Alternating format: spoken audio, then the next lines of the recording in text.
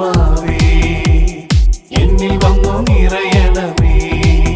പരിശുദ്ധാത്മാവേ കൃപ ചൊരിയണമേ. പരിശുദ്ധാത്മാവേ ശക്തി പകരണമേ. പ്രിയപ്പെട്ടവരെ, ഈ ശുശ്രൂഷയുടെ ഏക ലക്ഷ്യം എന്ന് പറയുന്നത് പരിശുദ്ധാത്മാവുമായിട്ടുള്ള ഒരു സ്നേഹബന്ധം വളർത്തിയെടുക്കുക എന്നുള്ളതാണ്. ഇത് ഈ ശുശ്രൂഷയുടെ മാത്രമല്ല, മറിച്ച് ഈശോ നമുക്ക് വേണ്ടി കാണിച്ചു തന്ന ശുശ്രൂഷ ശൈലിയുടെ വലിയ പ്രത്യേകതയും പരിശുദ്ധാത്മാവുമായിട്ടുള്ളൊരു ബന്ധം ഉണ്ടാക്കിയെടുക്കുക എന്നുള്ളതാണ്. Hallelujah, hallelujah. ആരുമായിട്ടുള്ള ബന്ധം? പരിശുദ്ധാത്മാവുമായിട്ടുള്ളൊരു ബന്ധം ഉണ്ടാക്കിയെടുക്കുക. പ്രത്യേകിച്ച് നമുക്ക് അനുദിന ജീവിതത്തിൽ നമ്മൾ മനുഷ്യരോട് സ്നേഹബന്ധം ഉണ്ടാക്കുന്നതിന് വേണ്ടി വളരെ കഷ്ടപ്പെടുകയും അതിനുവേണ്ടി സമയം ചെലവഴിക്കുകയും ചെയ്യുന്നവരൊക്കെയാണ്. വാട്സപ്പിലും ഫേസ്ബുക്കിലും ഇൻസ്റ്റാഗ്രാമിലുമൊക്കെ ഈ ബന്ധം വളർത്തിയെടുക്കാൻ വേണ്ടി വല്ലാണ്ട് കഷ്ടപ്പെടുന്നവരുണ്ട്. എന്നാൽ ഒരു മനുഷ്യൻ അടിസ്ഥാനപരമായി വളർത്തിയെടുക്കേണ്ട ബന്ധം അത് പരിശുദ്ധാത്മാവിനോടുള്ള ബന്ധമാണ്. ഹല്ലേലൂയ. ആരോടുള്ള ബന്ധമാണ്? പരിശുദ്ധാത്മാവിനോടുള്ള ബന്ധം. ഈ പരിശുദ്ധാത്മാവിനോടുള്ള ബന്ധം ഇത് നമ്മുടെ ജീവിതത്തിൻ്റെ അടിസ്ഥാനപരമായി മുന്നോട്ട് നയിക്കുന്ന ഒരു ചാലക ശക്തിയായിട്ടാണ് വിശുദ്ധ ഗ്രന്ഥം നമ്മളെ പഠിപ്പിക്കുന്നത്. ഹല്ലേലൂയ. ഇങ്ങനെ ഒരു ബന്ധം വളർത്തിയെടുത്താലുള്ള മെച്ചം, ഇവിടെ ഇരിക്കുന്ന ചിലർ ചോദിക്കും, ഇങ്ങനെ ഒരു ബന്ധം വളർത്തിയെടുത്താൽ എന്താണ് ബെനഫിറ്റ്, എന്താണ് മെച്ചം? നിങ്ങൾ ശ്രദ്ധിക്കുക, പരിശുദ്ധാത്മാവിനോടുള്ള ബന്ധം വളർത്തിയെടുത്തു കഴിഞ്ഞാൽ നമ്മുടെ ജീവിതത്തിലെ സകല പ്രശ്നങ്ങൾക്കും സകല സംശയങ്ങൾക്കും സകല ഭാരങ്ങൾക്കുമുള്ള ഉത്തരമാണ് പരിശുദ്ധാത്മാവ്. ആമേൻ, ആമേൻ, ആമേൻ. അപ്പൊ അതുകൊണ്ട് ഈ ശുശ്രൂഷയിൽ പങ്കെടുക്കുന്നവർ ശ്രദ്ധിച്ചോണം. നമ്മൾ ഇവിടെ ഇരിക്കുന്നത്, ഓൺലൈനിൽ പങ്കെടുക്കുന്നത്, ജീവിതത്തിലെ ഏത് വിഷയമാണെങ്കിലും ഇപ്പം നിങ്ങളുടെ ഉള്ളിലൂടെ കടന്നു പോകുന്ന എനിക്കറിഞ്ഞുകൂടാ, പക്ഷേ ഒരു കാര്യം ഞാൻ ഉറപ്പ് പറയാം, നിങ്ങൾ പരിശുദ്ധാത്മാവിനോടൊരു ബന്ധം സൂക്ഷിക്കുന്നതനുസരിച്ച് നിങ്ങൾക്ക് ജീവിതത്തിൽ ഇന്ന് കടന്നു പോകുന്ന അനുഭവങ്ങളെ വേറിട്ട രീതിയിൽ എന്ന് പറഞ്ഞു കഴിഞ്ഞാൽ ഇന്നുവരെ നമ്മൾ അനുഭവിക്കാത്ത രീതിയിൽ ഈ ജീവിത അവസ്ഥകളെ മനസ്സിലാക്കുവാൻ നമുക്ക് സാധിക്കും. Praise the Lord. Hallelujah, hallelujah. പ്രത്യേകിച്ച് വിശുദ്ധ ഗ്രന്ഥം 4 സുവിശേഷങ്ങൾ, ഈ 4 സുവിശേഷങ്ങളുടെയും ആരംഭത്തിൽ ഈ പറഞ്ഞ കാര്യം കൃത്യമായി എഴുതി വെച്ചിട്ടുണ്ട്. 1-2 വചനങ്ങൾ ഈ പറയുന്ന കാര്യം മനസ്സിലാക്കുന്നതിന് വേണ്ടി നമ്മൾ ധ്യാനിക്കുന്നു. മത്തായിയുടെ സുവിശേഷം 3-ാം അധ്യായം 11-ാം തിരുവചനം. മാനസാന്തരത്തിനായി ഞാൻ ജലം കൊണ്ട് നിങ്ങളെ സ്നാനപ്പെടുത്തി. യെസ്. എന്റെ പിന്നാലെ വരുന്നവൻ എന്നേക്കാൾ ശക്തൻ. അവന്റെ ചെരുപ്പ് വഹിക്കാൻ പോലും ഞാൻ യോഗ്യനല്ല. അവൻ പരിശുദ്ധാത്മാവിനാലും അഗ്നിയാലും നിങ്ങളെ സ്നാനപ്പെടുത്തും. ഈശോ പറഞ്ഞത് അവൻ പരിശുദ്ധാത്മാവിനാലും അഗ്നിയാലും എന്ന് പറഞ്ഞു കഴിഞ്ഞാൽ പരിശുദ്ധാത്മാവിലുള്ള ഒരു ജ്ഞാനസ്നാനം, ബാപ്റ്റിസം ഇൻ ഹോളി സ്പിരിറ്റ്, അങ്ങനെ ഒരു ടേം, അങ്ങനെ ഒരു വേർഡ് തന്നെ വിശുദ്ധ ഗ്രന്ഥത്തിൻ്റെ ആരംഭ നാളുകളിൽ ഉപയോഗിക്കുന്നുണ്ട്. എല്ലാ സുവിശേഷങ്ങളിലും പറയുന്നൊരു കാര്യമാണ് പരിശുദ്ധാത്മാവിലുള്ള സ്നാനം. പറഞ്ഞ ആ വാക്ക് ബാപ്റ്റിസം ഇൻ ഹോളി സ്പിരിറ്റ്, പരിശുദ്ധാത്മാവിനോടുള്ള ബന്ധം, പരിശുദ്ധാത്മാവിനോടുള്ള അഭേദ്യമായിട്ടുള്ളൊരു കൂട്ടുകെട്ട്. അപ്പോൾ വിശുദ്ധ ഗ്രന്ഥത്തിൻ്റെ താളുകളിൽ ഇത് ആവർത്തിച്ച് നമ്മൾ വായിച്ചത് മത്തായി സുവിശേഷമാണ്. മർക്കോസ് സുവിശേഷം അതിൻ്റെ 1-ാം അധ്യായം 8-ാം തിരുവചനം വായിച്ചേ. ഞാൻ നിങ്ങൾക്ക് ജലം കൊണ്ടുള്ള സ്നാനം നൽകി. ഞാൻ നിങ്ങൾക്ക് ജലം കൊണ്ടുള്ള സ്നാനം നൽകി. അവനോ പരിശുദ്ധാത്മാവിനാൽ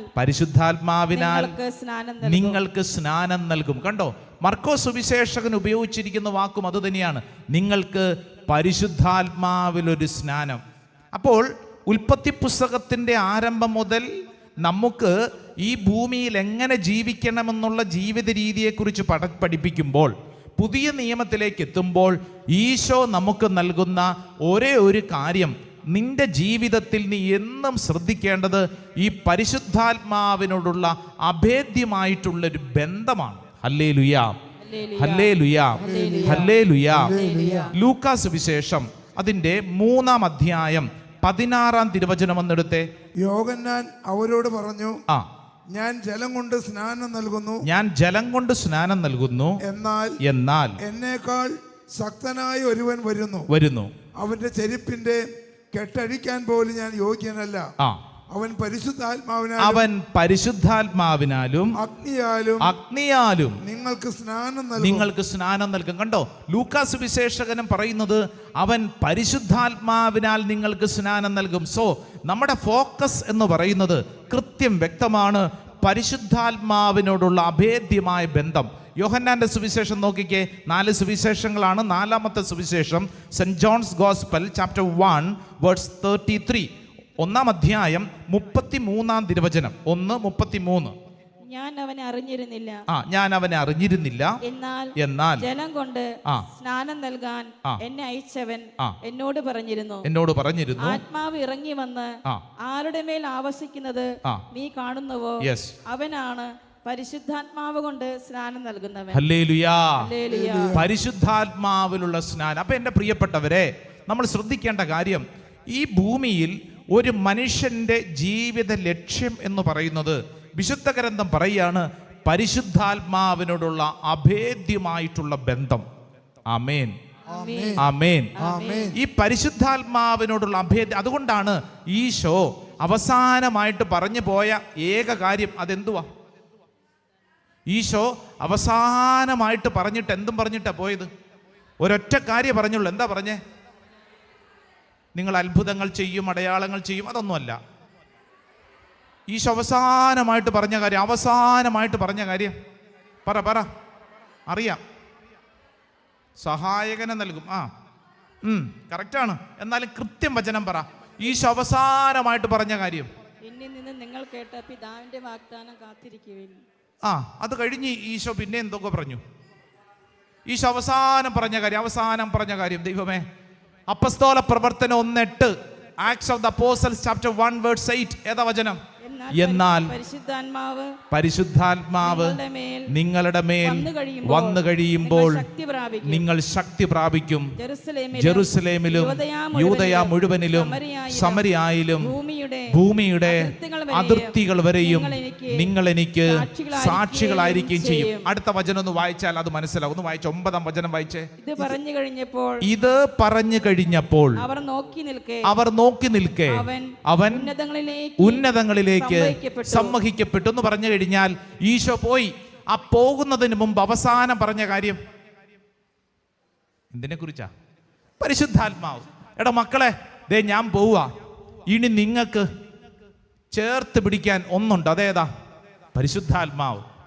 എൻ്റെ പ്രിയപ്പെട്ടവരെ, ഈശോ തൻ്റെ ജീവിതകാലത്ത് ഒട്ടനവധി അത്ഭുതങ്ങളൊക്കെ പ്രവർത്തിച്ച് പല കാര്യങ്ങളും പഠിപ്പിച്ച് അവസാനം പീഡാസഹനത്തിന് മുമ്പായി വിശുദ്ധ കുർബാന സ്ഥാപിച്ചു. ഇതെല്ലാം കഴിഞ്ഞ് അവസാനമായിട്ട് പറഞ്ഞ കാര്യം അത്രമേൽ പ്രധാനപ്പെട്ട കാര്യം. അങ്ങനെയല്ലേ? നമ്മുടെയൊക്കെ വീട്ടിൽ ആരെങ്കിലുമൊക്കെ മരിച്ചു കഴിയുമ്പോൾ നമ്മൾ വീട്ടിൽ സംഭാഷണം മധ്യേ ചോദിക്കുന്നൊരു കാര്യമുണ്ട്, എന്ത് പറഞ്ഞിട്ടാണ് മരിച്ചത് എന്ന് പറഞ്ഞു കഴിഞ്ഞാൽ അവസാനമായിട്ട് എന്നതാ പറഞ്ഞേ? അവസാനം പറയുന്ന കാര്യം പ്രധാനപ്പെട്ടതാണ്. ഈശോ ഈ ഭൂമിയിൽ നിന്നും പോകുന്ന അവസാനമായിട്ട് പറഞ്ഞ ഒരു കാര്യം, എടാ മക്കളെ, നിങ്ങൾ പരിശുദ്ധാത്മാവിനെ വട്ടം പിടിച്ചോണം, പരിശുദ്ധാത്മാവിനോട് ചേർന്ന് ജീവിച്ചോണം. ഹല്ലേലൂയാ, ഹല്ലേലൂയാ. അപ്പൊ അതെ, ശ്രദ്ധിച്ചോണേ, ഈ ഭൂമിയിൽ നമ്മൾ എന്നും സ്വീകരിക്കേണ്ട ഒരു നിലപാട് പരിശുദ്ധാത്മാവിനോടുള്ള ബന്ധം. വേറൊന്നും വേണ്ട, പരിശുദ്ധാത്മാവിനോടുള്ള ബന്ധം. ഹല്ലേലൂയാ, ഹല്ലേലൂയാ. എൻ്റെ പ്രിയപ്പെട്ടവർ, ഇത് വളർത്തിയെടുത്തു കഴിഞ്ഞാലുള്ള മെച്ചം ഞാൻ ആദ്യം പറഞ്ഞു. ഇന്ന് നമ്മൾ അനുഭവിക്കുന്ന ഏതൊരു പ്രശ്നത്തിനും ഉത്തരമാണ് ഈ പരിശുദ്ധാത്മാവിനോടുള്ള ബന്ധം. ആമേൻ. വിശ്വസിക്കുന്നവരൊന്ന് കൈയടിച്ചത് സ്വീകരിച്ചേ, ഒച്ചത്തിൽ പറഞ്ഞേ ആമേൻ, ആമേൻ, ആമേൻ. കാരണം വിശുദ്ധ ഗ്രന്ഥത്തിൽ ഈ പരിശുദ്ധാത്മാവിനെ അവതരിപ്പിച്ചിരിക്കുന്നത് അപ്രകാരമാണ്. ജീവിതത്തിൽ അസാധ്യം, ഇനി എങ്ങനെ സംഭവിക്കുമെന്നറിയാതെ വിഷമിച്ചിരിക്കുന്ന ഓരോ ഘട്ടത്തിലും വിശുദ്ധ ഗ്രന്ഥം കൃത്യമായിട്ട് അവതരിപ്പിക്കുന്നത് ആരെക്കുറിച്ചാ? പരിശുദ്ധാത്മാവിനെ കുറിച്ചാ. നമുക്കൊക്കെ വളരെ പരിചിതമായിട്ടുള്ള ഒരു കുഞ്ഞു കാര്യം ഓർമ്മപ്പെടുത്തിക്കൊണ്ട് ഈ വിഷയം ശ്രദ്ധിക്കാം. ലൂക്കാസ് വിശേഷം 1-ാം അധ്യായം 34-ാം തിരുവചനം. വളരെ ഫെമിലിയർ ആണ്. ഒന്ന് പറഞ്ഞേ, ലൂക്ക 1:34, ചാപ്റ്റർ 1 വേഴ്സ് 34. മറിയം ദൂതനോട് പറഞ്ഞു, ഇതെങ്ങനെ സംഭവിക്കും? ഇത് എങ്ങനെ സംഭവിക്കും? ഞാൻ പുരുഷനെ അറിയുന്നില്ലല്ലോ. എൻ്റെ നേരെ നോക്കി പറഞ്ഞേ, ഇത് എങ്ങനെ സംഭവിക്കും? എന്താണാവോ മറിയം അങ്ങനെ പറയാൻ കാരണം? എന്താണാവോ മറിയം അങ്ങനെ പറയാൻ കാരണം? പറ, എന്താ കാരണം? ഈ സ്ത്രീ പ്രസവിക്കുന്നത് ആദ്യമായിട്ടാണോ? ഇവിടെ ഇരിക്കുന്നവർ തന്നെ പ്രസവിച്ചവരാണല്ലോ കൂടുതൽ പേര്, അല്ലേ? അല്ലേ? അപ്പോൾ പിന്നെ ഈ പരിശുദ്ധ മറിയം ഇത് എങ്ങനെ സംഭവിക്കുമെന്ന് ചോദിക്കാൻ കാരണം എന്താ? പ്രസവ അല്ല വിഷയം, പിന്നെ എന്നതാ? ഇവിടെ ഒരു പ്രശ്നം കിടക്കുന്നത്, സാധാരണഗതിയിൽ ഒരു സ്ത്രീയും പുരുഷനും തമ്മിലുള്ള ബന്ധത്തിന്റെ ഭാഗമായിട്ടാണ് ഒരു കുഞ്ഞ്. ഇവിടെ എന്തില്ല? എന്ന് പറഞ്ഞു കഴിഞ്ഞാൽ ബയോളജിക്കലി ഇമ്പോസിബിൾ അല്ലേ? ബയോളജിക്കലി ഇമ്പോസിബിൾ ആയിട്ടുള്ളൊരു കാര്യമാണ്. അപ്പൊ ഇവിടെ ഈ ഒരു പ്രശ്നം ഇരിക്കുന്നു, ഇതെങ്ങനെ സംഭവിക്കും? ഇത് ഇന്ന് വരെ കേട്ടുകേൾവി ഇല്ലാത്തൊരു കാര്യം. ഇത് എങ്ങനെ സംഭവിക്കും? Biologically impossible. ഇവിടെ ഇരിക്കുന്ന ഓരോരുത്തരും ശ്രദ്ധിക്കേണ്ട കാര്യം, ജീവിതത്തിൽ സമാനമായ പല അനുഭവങ്ങളും നമുക്കുണ്ട്. ജീവിതത്തിൽ ഇതെങ്ങനെ ശരിയാകും? കഴിഞ്ഞ ധ്യാനത്തിന് ഒരു ചെറുക്കൻ, ഒരു 18 വയസ്സെങ്കിലും ഉള്ളൂ. അവൻ്റെ പേര് ജോയേൽ എന്നാണ്. അവൻ്റെ വീട് ചൊവ്വൂർ എന്ന് പറയുന്ന സ്ഥലത്താണ്. ഈ 18 വയസ്സുകാരനായിട്ടുള്ള ജോയേൽ ഈ ആലയത്തിൽ കഴിഞ്ഞ നമ്മുടെ ബൈബിൾ കൺവെൻഷന്റെ അവസരത്തിൽ, നിങ്ങളിൽ ആരെങ്കിലും ശ്രദ്ധിച്ചിട്ടുണ്ടോ എന്നറിഞ്ഞുകൂടാ, ഈ സ്റ്റേജിന്റെ പുറകിലാണ് രോഗികൾ കിടന്നിരുന്നത്. ആ രോഗികൾ കിടന്നിരുന്ന സ്ഥലത്ത് ഒരു ചെമ്മീൻ വളഞ്ഞു കിടക്കുന്നത് പോലെ കട്ടിലിൽ കിടന്ന ചെറുക്കനാണ് ഈ ജോയേൽ. അങ്ങനെ കിടന്നിരുന്ന ചെറുക്കൻ ഈ കഴിഞ്ഞ നമ്മുടെ ബൈബിൾ കൺവെൻഷന് വന്ന് പങ്കെടുത്തതാണ്. ഈ ധ്യാനത്തിന് അവൻ മിടുക്കനായി വന്നിരിക്കുന്നു. അവൻ്റെ കയ്യിൽ അവൻ അന്ന് കിടന്നിരുന്ന സമയത്തുണ്ടായിരുന്ന ചെറിയൊരു തലയണയൊക്കെ പിടിച്ചോണ്ട് അവൻ വന്നത്. അവൻ വന്നിട്ട് പറഞ്ഞു, അച്ഛാ എനിക്ക് സാക്ഷ്യം പറയണം. ഇവനോട് സംസാരിച്ചു വന്നപ്പോഴേ ഇവൻ പറഞ്ഞത്, ഡോക്ടർമാർ വിധി എഴുതി ഇവന് ഇനി ഒരിക്കലും എഴുന്നേറ്റ് നടക്കാൻ പറ്റില്ല. ആരോ അവനോട് പറഞ്ഞു, എടാ നിന്റെ ഈ അവസ്ഥ പിടിച്ചോണ്ട് വീട്ടിൽ മാത്രം കിടന്നാ പോരാ. എന്നിട്ട് ഇവന്റെ വല്യപ്പനോടും കൂടെ പറഞ്ഞു, നീ ഒരു കാര്യം ചെയ്യ്. അപ്പൻ മാത്രം, വല്യപ്പനുണ്ട്, ആ വല്യപ്പനാണ് അവനെ ധ്യാനത്തിന് കൂട്ടിക്കൊണ്ടുവന്നത്. ഇവനോട് പറഞ്ഞു, നിങ്ങൾ പോട്ട ആശ്രമത്തിൽ പോയി ബൈബിൾ കൺവെൻഷനിൽ പങ്കെടുക്കുക. 5 ദിവസത്തെ കൺവെൻഷൻ ഇവിടെ വന്ന് കിടന്ന് പങ്കെടുത്തവനാണ്. എഴുന്നേറ്റ് നിൽക്കാൻ പറ്റില്ല. ഇവനെ സഹായിക്കാൻ വേണ്ടി ശുശ്രൂഷകർ ചുറ്റും നിൽക്കുന്നു. ഈ 5 ദിവസത്തെ ശുശ്രൂഷയിൽ പങ്കെടുത്ത് ഇവന്റെ ശരീരത്തിൽ വൈദ്യശാസ്ത്രം ഇമ്പോസിബിൾ എന്ന് പറഞ്ഞ കാര്യം, ആ കാര്യം ഇവന്റെ ജീവിതത്തിൽ സംഭവിക്കപ്പെട്ടപ്പോൾ അവൻ നിവർന്നു നിന്നുവെന്ന് മാത്രമല്ല, അവൻ തുള്ളിച്ചാടി ധ്യാനത്തിലൊക്കെ കൈയടിച്ച് പാട്ടൊക്കെ പാടി അവൻ പറഞ്ഞു, കർത്താവിന്നും ജീവിക്കുന്നു.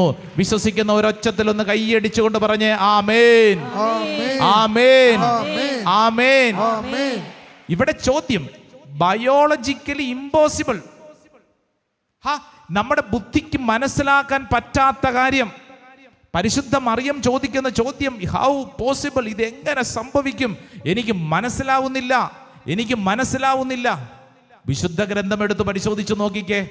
ഇങ്ങനെ ചോദിക്കപ്പെട്ട സ്ഥലങ്ങളിലൊക്കെ ഒരു പ്രധാനപ്പെട്ട കാര്യം തൊട്ടടുത്ത വചനത്തിൽ ഉണ്ടാകും. ലൂക്ക 1:35 വചനം അറിയാം, പറഞ്ഞേ. പരിശുദ്ധാത്മാവ്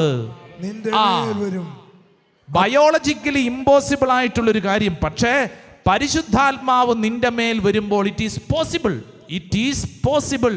ഹല്ലേലൂയ, ഹല്ലേലൂയ. നിങ്ങളുടെ ശ്രദ്ധ വളരെ പരിചയമുള്ള എസക്കിയേലിന്റെ പ്രവചന പുസ്തകം 37-ാം അധ്യായം അതിന്റെ 2-ാമത്തെ വചനം തൊട്ടൊന്ന് വായിച്ചേ. എസക്കിയേൽ പ്രവചനം, book of Ezekiel chapter 37 verse 2 onwards. അവിടുന്ന് എന്നെ അവയുടെ ചുറ്റും നടത്തി, അവ വളരെയേറെ ഉണ്ടായിരുന്നു. യെസ്, അവ ഉണങ്ങി വരണ്ടിരുന്നു. എന്താണ് ഈ ഉണങ്ങി വരണ്ടിരുന്നത്? അസ്ഥികൾ. എന്താണ് പറഞ്ഞേ? അസ്ഥി. ഈ അസ്ഥിയുടെ ഇപ്പോഴത്തെ അവസ്ഥ എന്നാണെന്നറിയോ? അസ്ഥി ഉണങ്ങി അസ്ഥിയാണ്, അസ്ഥി ഉണങ്ങി വരണ്ടിരിക്കുന്നു. അപ്പൊ അതിന്റെ അവസ്ഥ ഒന്ന് ആലോചിച്ച് നോക്കിയാൽ. എന്നിട്ട് അടുത്ത വചനം ഒന്ന് വായിച്ചേ. അവിടുന്ന് എന്നോട് ചോദിച്ചു മനുഷ്യപുത്ര, ഈ അസ്ഥികൾക്ക് ജീവിക്കാനാവുമോ? ഇതാണ് ചോദ്യം. How possible? ഇതെങ്ങനെ സംഭവിക്കും? അസ്ഥി ജീവിക്കുവോ? അടുത്തിരിക്കുന്ന ആളോട് ചോദിച്ചേ, അസ്ഥി ജീവിക്കുവോ? ഇതെങ്ങനെ സംഭവിക്കും? നമ്മുടെ ബുദ്ധിക്ക് ഇന്നോളം മനസ്സിലാക്കാൻ പറ്റിയിട്ടില്ല. അസ്ഥികൾ ജീവിക്കുമോ? അസ്ഥിക്ക് എങ്ങനെ ജീവൻ ഉണ്ടാകും? ഈ ചോദ്യം നമ്മുടെ വീട്ടിൽ ഇടയ്ക്കിടയ്ക്കൊക്കെ നമ്മൾ ചോദിക്കുന്നതാണ്. ഇന്നലെ രാവിലെ ഞാനൊരു സ്ത്രീയുടെ ചോദ്യം കേട്ടു. അച്ഛാ, മദ്യപാനിയായ ഭർത്താവ്, വർഷം ഇത്രയായി, മക്കളുടെ പഠനങ്ങളൊക്കെ ഇങ്ങനെ പോകുന്നു, ഇയാള് ഇനി നന്നാവുമോ? ഇതാണ് ചോദ്യം. ഇയാൾ ഇങ്ങനെയാണ് അച്ഛാ, വർഷങ്ങൾ ഇത്രയായി, അച്ഛാ ഇനി ഞാൻ എന്നതാ ചെയ്യേണ്ട? ഇയാൾ നന്നാവുമോ? മക്കൾ ഇതേ വളർന്നുകൊണ്ടിരിക്കുന്നു, അവരുടെ പഠന കാര്യങ്ങൾ, അവരുടെ ഉത്തരവാദിത്തങ്ങളൊക്കെ ഉണ്ട്, അയാളൊന്നും ചെയ്തിട്ടില്ല. ഇനി അയാൾ നന്നാവുമെന്ന് എനിക്കൊരു പ്രതീക്ഷയില്ല. ഇത് ശരിയാകുമോ? ഇനി നന്നാകുമോ? ഇത് ഞാൻ പറയുമ്പോൾ ഭാര്യ ഭർത്താവിനെ കുറിച്ച് പറയുന്നുവെന്ന് മാത്രം ചിന്തിക്കാനല്ല, മറിച്ച് നമ്മുടെ ജീവിതത്തിൽ ഓരോരോ സാഹചര്യങ്ങളുടെ മുമ്പിൽ നമ്മുടെ ഒരു ചോദ്യമാണ്, ഹൗ പോസിബിൾ? ഇതെങ്ങനെ സംഭവിക്കും? എൻ്റെ ബുദ്ധിക്ക് മനസ്സിലാക്കാൻ പറ്റുന്നില്ല. വിശുദ്ധ ഗ്രന്ഥത്തിൽ ഈ ചോദ്യം പലതവണ ആവർത്തിച്ച് ചോദിക്കുമ്പോഴൊക്കെ നിങ്ങൾക്കൊരു കാര്യം അറിയാം, തൊട്ടടുത്ത് വേറൊരു കാര്യം എഴുതി വെച്ചിട്ടുണ്ട്. അതെന്തിനെ കുറിച്ചാ? പരിശുദ്ധാത്മാവിനെ കുറിച്ച്. ഹല്ലേലൂയാ, ഹല്ലേലൂയാ. നിനക്ക് മുമ്പിൽ ഒരു വഴിയുമില്ല, നിനക്ക് മുമ്പിൽ ജീവിതമില്ല, നിന്റെ എല്ലാ പ്രതീക്ഷയും അറ്റുപോയി എന്ന് കരുതുന്ന നിമിഷം തൊട്ടടുത്ത് എഴുതി വച്ചിരിക്കുന്നത് എന്തിനെ കുറിച്ചാ? പറ. പരിശുദ്ധാത്മാവിനെ കുറിച്ച്. അസ്ഥിക്ക് ജീവൻ ഉണ്ടാകുമോ? അസ്ഥി, വരണ്ടുണങ്ങിയ അസ്ഥി. 5-ാം വചനം ഒന്ന് വായിച്ചേ. 5-ാം വചനം. ദൈവമായ കർത്താവ് ഈ അസ്ഥികളോട് അരുളി ചെയ്യുന്നു, ഇതാ ഞാൻ നിങ്ങളിൽ പ്രാണൻ നിവേശിപ്പിക്കും, നിങ്ങൾ ജീവിക്കും. കണ്ടോ, നിങ്ങളിൽ പ്രാണൻ എന്ന് പറഞ്ഞു കഴിഞ്ഞാൽ ഉദ്ദേശിക്കുന്നത് പരിശുദ്ധാത്മാവിനെ കുറിച്ചാണ്. എൻ്റെ പ്രിയപ്പെട്ടവരെ, ഈ പ്രാണൻ അഥവാ പരിശുദ്ധാത്മാവ് ഈ ഉണങ്ങി വരണ്ട അസ്ഥികളിലേക്ക് പ്രവേശിക്കാൻ തുടങ്ങിയപ്പോൾ അന്തരീക്ഷം മാറാൻ തുടങ്ങിയെന്ന് വചനം ഒന്ന് വായിച്ചു നോക്കിക്കേ. 6-ാം വചനം വായിക്കാം. നിങ്ങൾ ജീവിക്കും, ഞാൻ നിങ്ങളുടെ മേൽ ഞരമ്പുകൾ വെച്ച് പിടിപ്പിക്കുകയും മാംസം വളർത്തുകയും ചർമ്മം പൊതിയുകയും നിങ്ങളിൽ പ്രാണൻ നിവേശിപ്പിക്കുകയും ചെയ്യും. നിങ്ങൾ ജീവിക്കും. ഹല്ലേലൂയാ, ഹല്ലേലൂയാ. അടുത്തിരിക്കുന്ന ആളോട് പറഞ്ഞു കൊടുത്തേ, നീ ജീവിക്കും. നിസാരപ്പെട്ട കാര്യമല്ല അത്. നീ എന്ത് ചെയ്യും? ഇപ്പൊ എന്താ അവസ്ഥ? ചത്ത പോലെയാ ചിലതിരിക്കുന്നത്. ഉണ്ടോ ജീവൻ? ഉണ്ട്. അച്ഛൻ ഇതൊക്കെ പറയാം, ഞങ്ങളുടെ വീട്ടിലെ അവസ്ഥ അച്ഛന് വല്ലതും മനസ്സിലാവൂ അല്ലേ? എന്താ അവസ്ഥ? ചത്ത പോലെയാണ്, ചത്ത പോലെ ഇരിക്കുന്നു. +2 പഠിക്കുന്ന ചെറുക്കൻ അപ്പനോട് പറഞ്ഞു, അതേ മക്കളെ ഉണ്ടാക്കിയ മാത്രം പോരാ, മക്കൾക്ക് പറയണത് കൊടുക്കുകയും കൂടെ ചെയ്യണം. അപ്പനോട്, നാട്ടുകാരോടല്ല, അപ്പനോട്. ഇത് കേട്ടിട്ട് വീട്ടിൽ നിന്ന് ഇറങ്ങിപ്പോന്ന അപ്പൻ തലയും കുനിച്ചിരിക്കുക ഒരു പാറക്കല്ലിൻ്റെ മുകളിൽ ഒരു സ്ഥലത്ത്. എന്നോട് പറഞ്ഞു, എൻ്റെ അച്ഛാ, ഞാൻ ഇത്രയും വളർത്തിയതല്ലേ, ഞാൻ ഇത്രയും വളർത്തി വലുതാക്കിയതല്ലേ അച്ഛാ, ഇനി എന്തിനാ അച്ഛാ ജീവിക്കണേ? +2 കഴിഞ്ഞപ്പോൾ അവൻ്റെ സ്വഭാവം അങ്ങോട്ട് മാറി. ഉണ്ടാക്കിയ പോരെന്ന്. ഞങ്ങൾ ചോദിക്കുന്നൊക്കെ ഇങ്ങോട്ട് തന്നോളണം, അപ്പനോട് ഓർഡർ. ഇയാളൊക്കെ പിന്നെ എന്തിനാണെന്ന്, പിന്നെ എന്തിനാ അപ്പനാന്ന് പറഞ്ഞ് നടക്കണേ? ഇയാൾ എന്തിനാ? ഞാൻ ചോദിക്കുന്നതൊക്കെ തന്നോണം. കൊടുത്തില്ലെങ്കിൽ അവൻ പ്രശ്നം ഉണ്ടാക്കും. ഈ അപ്പൻ്റെ ചോദ്യം, ഞാൻ എന്നാ ചെയ്യും അച്ഛാ? എന്നെ കൊണ്ട് പറ്റുന്നതിൽ എല്ലാ അർത്ഥത്തിലും ഞാൻ ചെയ്യുന്നുണ്ട് കുടുംബത്തിന് വേണ്ടി. പക്ഷെ ചെറുക്കന് ഇതൊന്നും മനസ്സിലാവണില്ലല്ലോ. ചെറുക്കൻ പഠിച്ച സ്കൂളിൽ, കോളേജിലൊക്കെ അവൻ പഠിക്കുന്ന +2 പഠിക്കുന്ന സ്ഥലത്ത് ഇവനേക്കാൾ പൈസയുള്ള കുട്ടികളുടെ കൂട്ടത്തിലാണ് കൂട്ടുകെട്ട്. അവർക്കിപ്പോൾ വണ്ടിയായി, അവർക്ക് 1.5 ലക്ഷം രൂപയുടെ മൊബൈൽ ഫോണൊക്കെ ആയി കൂട്ടുകാർക്ക്. ഇവനും അത് വേണമെന്നാ പറയണേ. നമ്മളെ കൊണ്ട് കൂട്ടിയേ കൂടുവച്ചാ. ഇവരിതെന്നാ മനസ്സിലാക്കണേ അച്ഛാ, ജീവിക്കാൻ പോലും തോന്നുന്നില്ല. ഇത്രയൊക്കെ അധ്വാനിച്ചിട്ടും അവന് മനസ്സിലാവണ്ടേ അച്ഛാ, അവന് മനസ്സിലാവണ്ടേ. ജീവനുണ്ടോയെന്ന് ചോദിച്ചു കഴിഞ്ഞാൽ ഉണ്ട്. ഇത് ഞാൻ പറഞ്ഞ ഒറ്റപ്പെട്ട സംഭവമൊന്നും അല്ലെന്ന്. ഇവിടെ ഇരിക്കുന്ന അനേകം പേരുടെ ജീവിതത്തിലെ സങ്കടമാണ്. പ്രത്യേകിച്ച് ഇവിടെ ഇരിക്കുന്നതിൽ കൂടുതലും മാതാപിതാക്കളാണ്. വല്ലാണ്ട് ഞെരുക്കത്തിലൂടെ കടന്നു പോകുന്നുണ്ട്, വല്ലാണ്ട് ഞെരുക്കത്തിലൂടെ. പ്രത്യേകിച്ച് 18 വയസ്സ് കഴിയുമ്പോൾ മക്കളെടുക്കുന്ന ചില തീരുമാനങ്ങൾക്ക് മുമ്പിൽ പകച്ച നിൽക്കണേ. എന്നാ ചെയ്യേണ്ടെന്നൊരു പിടുത്തം കിട്ടുന്നില്ല. നിയമം അവരുടെ കൂടെയാന്ന്, നിയമം അവരുടെ കൂടെയാണെന്ന്. പോലീസ് സ്റ്റേഷനിൽ പോകാവോ, 18 വയസ്സ് കഴിഞ്ഞവനും കഴിഞ്ഞവൾക്കും തോന്നിയതുപോലെ ചെയ്യാമെന്ന്. അപ്പൊ പിന്നെ അച്ഛാ, ഞങ്ങൾ എന്തിനാ ഇത്രയും നാളും വളർത്തിയത്? അപ്പൊ അവര് പറയുന്നു, ഞങ്ങളുടെ ഇഷ്ടം, ഞങ്ങളുടെ സ്വപ്നം, ഞങ്ങളുടെ ജീവിതം വളർത്തുക എന്നുള്ളത് മാത്രമേ നിങ്ങളുടെ കടമയുള്ളൂ. കേട്ടോണം അപ്പനും അമ്മയും, വളർത്തണമെന്ന് മാത്രമേ കടമയുള്ളൂ. അതിനപ്പുറം ഒന്നും നിങ്ങൾ അന്വേഷിക്കേണ്ടെന്ന്. ഞങ്ങൾക്ക് ഇഷ്ടമുള്ള പോലെ ജീവിക്കും, ഞങ്ങൾക്ക് ഇഷ്ടമുള്ള പോലെ ജീവിക്കും. ജീവൻ നഷ്ടപ്പെട്ട അവസ്ഥയിൽ വരണ്ടിരിക്കുന്ന അപ്പന്റെ മുഖം, ഞാനിത് പറയുമ്പോൾ അപ്പന്റെ മുഖം മാത്രമല്ല, അമ്മയാവാം, മകളാവാം, മകനാവാം. ജീവിതത്തിൽ പ്രതീക്ഷകൾ നഷ്ടപ്പെട്ട് ജീവനറ്റിരിക്കുന്നവരോട് വിശുദ്ധ ഗ്രന്ഥം ഇന്ന് പഠിപ്പിക്കുന്നു, നീ പ്രാർത്ഥിക്കേണ്ടത് ഒറ്റ കാര്യത്തിന് വേണ്ടി മാത്രം. എന്തിനു വേണ്ടി? ഒച്ചത്തിപ്പറ, പരിശുദ്ധാത്മാവിന് വേണ്ടി പ്രാർത്ഥിക്കുക. നിന്റെ മുമ്പിൽ ഇമ്പോസിബിൾ എന്ന് കരുതുന്ന കാര്യത്തെ പോസിബിളാക്കി പരിശുദ്ധാത്മാവ് മാറ്റും. അന്തരീക്ഷം മാറും. പരിശുദ്ധാത്മാവിനോട് പ്രാർത്ഥിക്കുന്നതനുസരിച്ച് അന്തരീക്ഷം മാറും. ഹല്ലേലൂയാ, ഹല്ലേലൂയാ. 2 കരങ്ങൾ സ്വർഗത്തിലേക്ക് ഉയർത്തിപ്പിടിച്ചോ, നന്നായിട്ട് ഉയർത്തിപ്പിടിച്ചോ. നിനക്കുണ്ടായ എല്ലാ അനുഭവങ്ങളും അങ്ങനെ തന്നെ കരങ്ങൾ സ്വർഗത്തിലേക്ക് ഉയർത്തിക്കുകയും.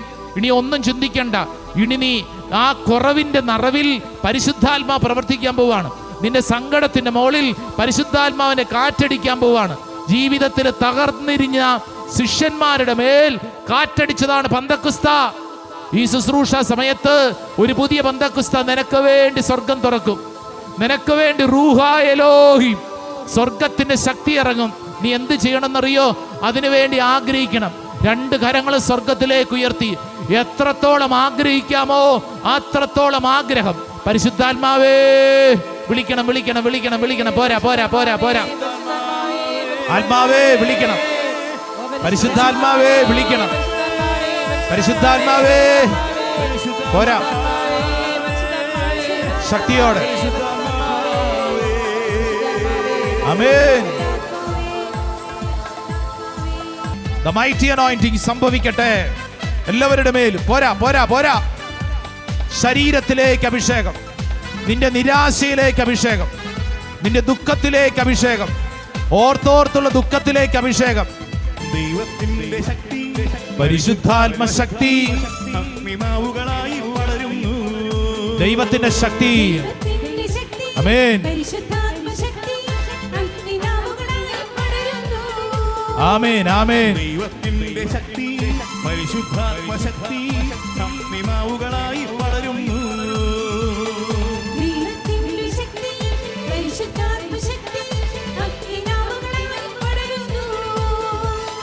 പാപത്തിന്റെ കെട്ടുകൾ പൊട്ടിത്തകരുന്നു. സംഭവിക്കട്ടെ. ബന്ധനങ്ങൾ അഴിഞ്ഞു വീഴുന്നു. ഓ ദൈവമേ, ഈ ശുശ്രൂഷ സമയത്ത് അത് സംഭവിക്കട്ടെ. ആമേൻ. ശാപത്തിന്റെ ബന്ധനങ്ങൾ അഴിഞ്ഞു വീഴുന്നു.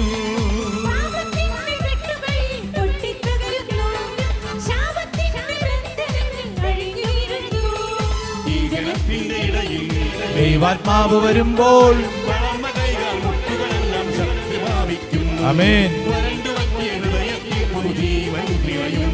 ഒരു പുളിത്തന്നലായി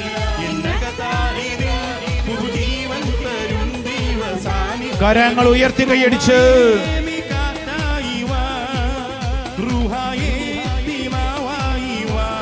ആമേൻ, ആമേൻ. ഓ പരിശുദ്ധാത്മാവേ, ഓ പരിശുദ്ധാത്മാവേ, റുഹായേ, റുഹായേ, റുഹായേ റുഹായേ